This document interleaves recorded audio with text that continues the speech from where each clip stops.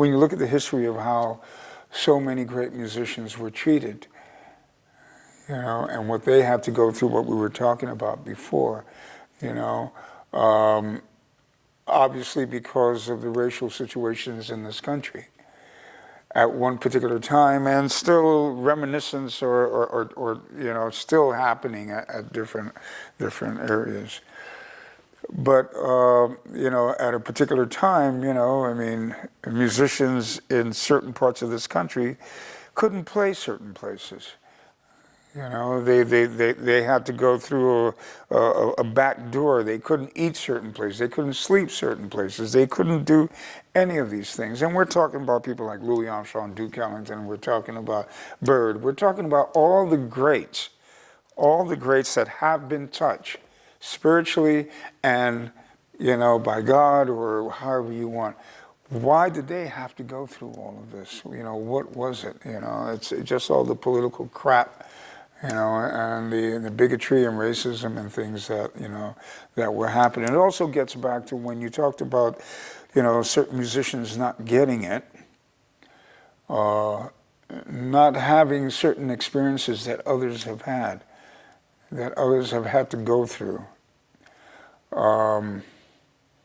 You can play a million notes and so on, and you can be all of this and everything, but not experiencing certain things. And I don't care if, you know, and then this gets beyond, because it can be black or white. If you don't have certain experiences about life, how are you going to express it when you play? How are you going to express hurt and stuff? This is what people express. They express the blues because of what they went through. They express the, you know, the hurt and everything else. So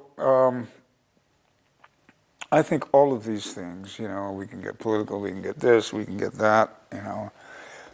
I think it's all about life.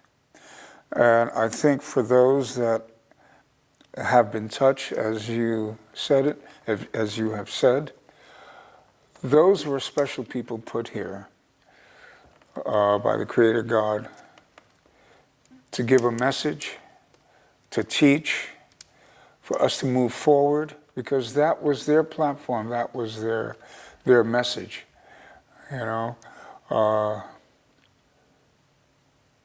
Since with many other things we weren't listening, you know, we were too busy fighting each other, you know, but these were brilliant, creative artists who had something else to say.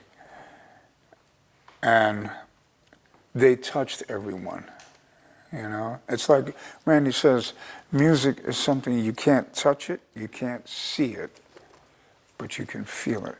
And no matter where you go in the world, music touches everybody. And if it's coming from here, they will know it, okay?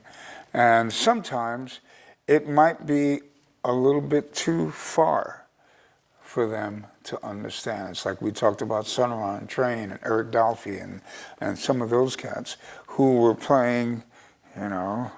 I mean, I remember playing with Frank Lowe, brilliant sax player, played out, you know. I did an album with him called The Flam. It's a classic album today. It's sort of an avant-garde album. It's called The Flam. And it was so entirely different. It was so entirely different. The approach wasn't just to play out. It was taking a melody, just taking it all kinds of different places, putting a structure and non-structure and this and all of that, you know, behind it, you know.